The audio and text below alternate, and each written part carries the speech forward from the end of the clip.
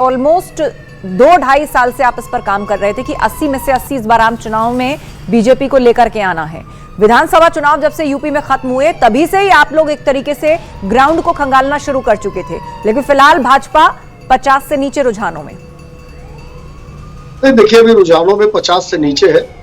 मैंने पहले भी कहा कि अभी शुरुआती रुझान है और पिछले 1 घंटे से मैं लगातार सेट को देख रहा हूं। लगातार सीटों का परिवर्तन हो रहा है। अभी झांसी से आपने दिखाया था, पहले कांग्रेस को आगे, अभी आप अनुराग शर्मा को आगे दिखा रही हैं। तो निश्चित रूप से अभी हमको लगता है कि 1 घंटे के अंदर हम जो अपना लक्ष्य है उसके पास पहुंचने लगेंगे। नहीं, जिस बात का जिक्र अभी प्रभात जी कर रहे थे मनीष जी का, क्या आप ये मानेंगे कि बहुत सारी सीटों पर प्रत्याशियों के चयन में कुछ न कुछ चूक हो गई आप लोगों से, क्योंकि ग्राउंड पर वो नाराजगी कार्यकर्ताओं, नेताओं और वोटर्स के बीच में देखने को मिल रही थी। कई जगहों पर कैंडिडेट बदले जाने की मांग हो रही थी, लेकिन उसको भी नजरअंदाज किया गया। क्या अभी भीतर खाने उसको लेकर कोई चर्चा है आप लोगों के मन में? देखिए अभी तो बहुत विश्लेषण बहुत अर्ली हो जाएगा जब तक फाइनल रिजल्ट नहीं आएगा, और हमको तो भी भरोसा है, चूंकि देखिए अभी आपने कैराना और जो एक भ्रम प्रधानमंत्री जी ने 400 के पार और उनके तथाकथित गोदी मीडिया ने फैलाया है, वो भ्रमजाल कुछ ही देर में छट जाएगा। मुझे पूरा विश्वास है कि देश के मतदाताओं ने बदलाव के लिए वोट दिया है और कुछ ही क्षणों में मालूम हो जाएगा कि देश बदलाव की ओर जा रहा है। सर, जो एग्जिट पोल आया था निश्चित तौर पर उसका बिल्कुल उल्टा आएगा।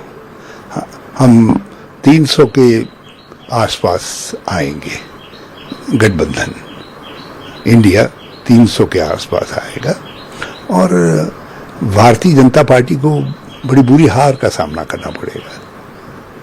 सर, हरिद्वार लोकसभा सीट से आपके बेटे ने भी चुनाव लड़ा, मतगणना जिस तरीके से हो रही है, आपको क्या लग रहा है उनके फेवरेट डिसीजन आएगा? मुझे पूरा विश्वास है कि ये हरिद्वार के मतदाताओं ने कांग्रेस के पक्ष में वोट किया है, सीबीरेन के पक्ष में वोट किया है। और तो हरीश रावत, उत्तराखंड के पूर्व मुख्यमंत्री, आप उनको सुन रहे थे, वो भी आशान्वित हैं कि कांग्रेस का खाता खुलेगा और ये आंकड़ा बदलेगा। हमारे साथ गेस्ट पैनल लगातार जुड़ा हुआ है। उससे पहले अपडेट, बरेली से छत्रपाल गंगवार आगे हैं, इटावा से एसपी के जितेंद्र दोहरे आगे हैं और हमीरपुर से बीजेपी 7000 वोटों से ज्यादा से आगे चल रही है। कैराना से इकरा हसन 80 वोट से आगे हैं और इकरा हसन के लिए कहा भी जा रहा था कि वो मजबूत टक्कर दे रही हैं। खीरी से अजय टेनी 1370 वोटों से आगे चल रहे हैं। आगरा से एसपी सिंह बघेल 1251 वोटों से आगे चल रहे हैं। तो ये फिलहाल आंकड़ा है, कौन कहां से कितना आगे है। मनीष सिंह जी हमारे साथ हैं, समाजवादी पार्टी के प्रवक्ता। मनीष सिंह जी, आंकड़ा हमने यूपी का रखा 78 सीटों का रुझान, जिनमें बीजेपी 50 से नीचे है और आप लोग 34 से ऊपर फिलहाल सीटों पर रुझानों में बढ़त बनाए हुए हैं। इन चुनावों में ईवीएम को बार बार निशाने पर लिया गया और चुनाव का अंत आते आते तो जिलों के डीएम को निशाने पर ले लिया गया विपक्षी पार्टियों के द्वारा। अब भी क्या आप इस बात को कहेंगे, या ये रुझान या नतीजे कुछ और निकलते हैं तो क्या फिर इसको रिपीट करेंगे? अभी से स्पष्ट कर दीजिए। आस्था जी, हम बार बार इस बात को दोहराते हैं कि भारतीय जनता पार्टी के शासनकाल में जिस तरह से लोकतंत्र का और संविधान का क्षरण किया गया है, उससे जनता के मन में सत्ता के प्रति अविश्वास पैदा हुआ है। हम जनता के मन में जो अविश्वास है उसको हम दोहराते हैं। जनता ये बात कहती है कि भारतीय जनता पार्टी वोटों का घालमेल करती है। भारतीय जनता पार्टी लोगों के मनों को, लोगों के व्यवहार को, लोगों के सोच और समझ को पूरी तरह से बदलने की कोशिश करती है। आज सामाजिक स्तर पर देखेंगी तो इतना विभेद पैदा हो गया है, लोगों में आपसी इतना दुराव पैदा हो गया है। इसका सिर्फ और सिर्फ कोई अगर जिम्मेदार है तो भारतीय जनता पार्टी और उसका संगठन है। एक बात। दूसरी जो महत्वपूर्ण बात है, पाठक जी की एक बात से मैं सहमत नहीं हूं। पाठक जी ने कहा है कि प्रत्याशियों के चयन में भारतीय जनता पार्टी ने गलती किया है। प्रत्याशियों के चयन में भारतीय जनता पार्टी ने गलती नहीं किया है। भारत के प्रधानमंत्री जी ने जो एकला चलो अपने चेहरे को आगे करके जो बार बार उन्होंने चुनाव लड़ने की कोशिश किया, बार बार ये बताने की कोशिश किया कि जो लेकिन कोई विरोध नहीं किया ना किसी ने। उसको जनता ने नकारा है। ये भारतीय जनता पार्टी, भारत के प्रधानमंत्री ने अपने चेहरे को आगे करके चुनाव लड़ने की कोशिश की, उन्होंने अपना चेहरा थोपा तो नहीं ना। पहले वो कैंपेन कमेटी के हेड बने जब 2014 की बात हुई थी। सर्वसम्मति से 2019 में भी चेहरा रहे और अब भी वो चेहरा है और किसी ने उनका विरोध नहीं किया। और एनडीए के अंदर चेहरे को लेकर कोई कंफ्यूजन भी नहीं है। हाँ, ये आरोप आपके गठबंधन पे जरूर लगता है। आस्था, एक बड़ा उलटफेर हो रहा है। मनीष जी अपनी बात पूरी करिएगा आप। सुल्तानपुर में मेनका गांधी पीछे चल रही है इस वक्त। बड़ी खबर, बड़ी जानकारी सामने आ रही है। रुझानों में सुल्तानपुर में मेनका गांधी पीछे चल रही हैं। ओवरऑल यूपी का डेटा कुछ कह रहा है, उसे जरूर बताइए अमित। 80 उत्तर प्रदेश में 80 सीटों का जो रुझान है वो आप देखिए, उसमें 33 सीटों पर इंडिया ब्लॉक आगे है और 46 सीटों पर एनडीए फिलहाल इस वक्त आगे चल रहा है। मतलब यह है कि 46 सीटों पर एनडीए के प्रत्याशियों ने बढ़त बनाए रखी है, लेकिन साथ ही साथ इंडिया ब्लॉक ने भी कड़ी चुनौती दी है। 33 सीटों पर यहां पर समाजवादी पार्टी, कांग्रेस और टीएमसी का जो गठबंधन है वो आगे चल रहा है, लेकिन सुल्तानपुर में मेनका गांधी फिलहाल पीछे चल रही है। बड़ी जानकारी। और 2019 में भी हार जीत का अंतर वहां पर बहुत ज्यादा नहीं था। 12,500 के आसपास वोटों से प्रभात जी शायद मेनका गांधी पिछली बार वहां पर जीती थी। तब उन्होंने कहा था कि मुझे समय बहुत कम मिला था प्रचार करने के लिए, और इस बार उनका पीछे चलना अभी तक क्या संकेत दे रहा है? देखिए अमित जी, मैं जो अभी बात कह रहा था कि प्रत्याशियों के चयन की बात, वो सामने आ गई मेनका गांधी की जो पीछे चल रही है। मनीष अभी जो बात कह रहे थे समाजवादी पार्टी के, देखिए वो ये लोग स्वीकार नहीं करना चाहते। इनका एक टारगेट प्रधानमंत्री नरेंद्र मोदी। मैं कहता हूं कि आप इस पर काशी भी हम लोग जीतेंगे, बनारस भी हम लोग जीतेंगे। लगातार देखा जा रहा है, चाहे कांग्रेस मुख्यालय हो दिल्ली का, राहुल जी को भी काफी लोगों ने बधाई दी, फूलों से स्वागत किया और वहाँ पे भी मिठाइयाँ बन रही हैं, तमाम इंतजाम। देखिए निश्चित तौर से हम सब लोग यहाँ तो पहले ही मिठाई बना रहे हैं। आप देखे होंगे समाचार पत्रों में कि भाजपा के लोग पहले ही मिठाई बना लिए, पटाखे वटाखे के साथ मंगा लिए हैं। अब देखिएगा सारी मिठाई और सारे पटाखे धरे रह जाएंगे, क्योंकि जनता, इसका मतलब कि जनता से आप ऊपर अपने आप को समझते हो।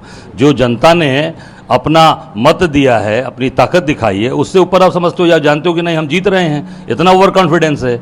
निश्चित तौर से कांग्रेस और जो हमारा इंडिया गठबंधन है वो सरकार बनाने जा रहा है और हम जीतेंगे और हम निश्चित तौर से अच्छी सरकार देंगे। अभी देखिए सरकार बनी नहीं भाजपा की, उसके पहले ही गुजरात के इनके व्यापारियों ने दाम बढ़ाना शुरू कर दिया। अमूल का दाम 2 रुपया बढ़ा दिया, तमाम टोल टैक्स बढ़ा दिए। जितने भी टोल टैक्स के भी जितने भी बड़े बड़े ठेकेदार हैं, कंपनीज हैं, सब ज़्यादातर गुजरात की हैं।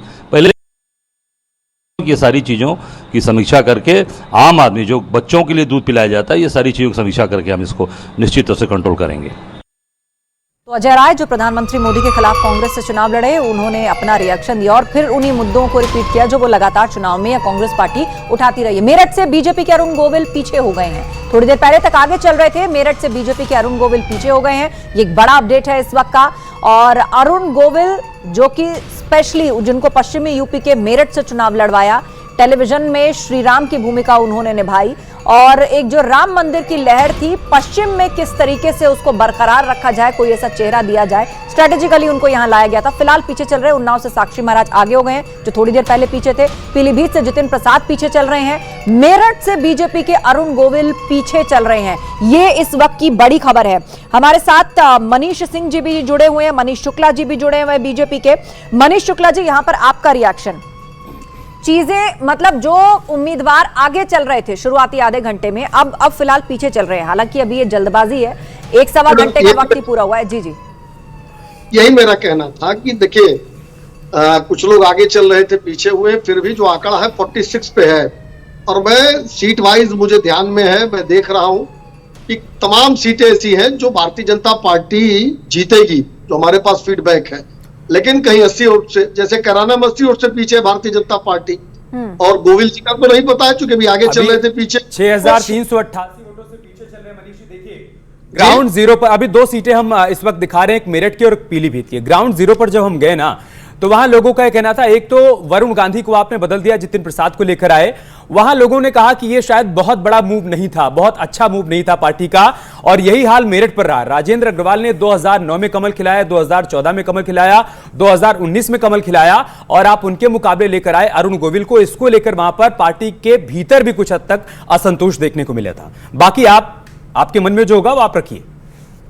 ठीक है, आप ग्राउंड जीरो पर गए थे, आपकी अपनी एनालिसिस है, आपकी अपनी बातचीत है, उसमें मेरा कोई सवाल नहीं है जी। लेकिन जो हम लोग की एनालिसिस है, जो हम लोग के पास रिपोर्ट है, और तमाम सीटों पर जो अंतर है, जहां हम पीछे हैं वहां बहुत मामूली अंतर है, 100, 280 वोटों का अंतर है। और जहां हम आगे हैं वहां 7,000, 4,000, 5,000 से आगे हैं शुरुआती रुझान में। तो हमको लगता है कि जहां हम आगे हैं वहां निर्णायक रूप से आगे बढ़ रहे हैं, 4,000, 5,000, 7,000 पे।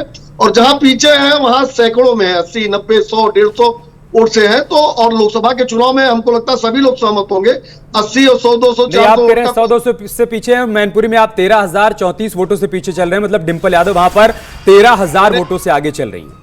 ज्यादातर सीटों की बात की जी, एक पर्टिकुलर मैनपुरी हो सकती है, लेकिन कराना 80 वोट से आगे है, केवल समाजवादी पार्टी आगे है। चलिए, कांटे की टक्कर वहां पर है और लगातार जिस तरह से अपडेट हो रहा है वो हम अपने दर्शकों तक पहुंचा रहे हैं। मनीष सिंह जी को मैं चर्चा में लाना चाहूंगी, सपा प्रवक्ता। मनीष जी, फिलहाल 80 सीटों का रुझान, 33 पर INDIA गठबंधन आगे है, 46 पर NDA गठबंधन आगे है। अब मुझे बताइए, EVM, DM, चुनाव आयोग, प्रशासन, पुलिस सब ठीक है ना? यही सवाल आपसे 2 घंटे बाद भी पूछूंगी, बताइए। आस्था जी, बहुत अच्छा और माकूल सवाल आपने पूछा है। मैं बार बार ये बात कहता हूं कि भारत की जनता और उत्तर प्रदेश की जनता ये चाहती है कि बैलेट से चुनाव हो, ये हम सब लोग चाहते हैं। मैं आज भी इस बात को कह रहा हूं, और जहां तक हमने देखा है 2022 के चुनाव में हमें 60 सीटों पर, जैसे ही पता चला कि भारतीय जनता पार्टी की सरकार उत्तर प्रदेश में बनने जा रही है, हमें 60 सीटों पर शासन प्रशासन मिलकर हराया। नहीं तो आज हमारे पास 180 MLA होते उत्तर प्रदेश में। और आज आप बैलेट की बात कर रहे हैं, बैलेट में आप पीछे हो गए थे, EVM की काउंटिंग शुरू हुई है तो आप आगे हुए हैं। मैं आपको रोक रहा हूं, अपनी बात पूरी कर लीजिएगा। लेकिन अमेठी से एक बड़ी बात आई है, वो बता देते हैं। स्मृति ईरानी फिलहाल अमेठी में पीछे चल रही हैं। स्मृति ईरानी अमेठी में 4000 वोटों से पीछे चल रही हैं। ये बड़ी तस्वीर, बड़ा अपडेट सामने आ रहा है अमेठी से। उनके सामने किशोरी लाल को चुनावी मैदान में कांग्रेस पार्टी ने उतारा। चर्चा थी कि राहुल गांधी वायनाड के साथ साथ अमेठी से भी चुनावी रण में उतरेंगे, लेकिन हुआ ये कि राहुल रायबरेली चले गए और किशोरी लाल को कांग्रेस पार्टी ने अमेठी से उतारा। तो लगा कि स्मृति के लिए राह आसान हो जाएगी प्रभात जी।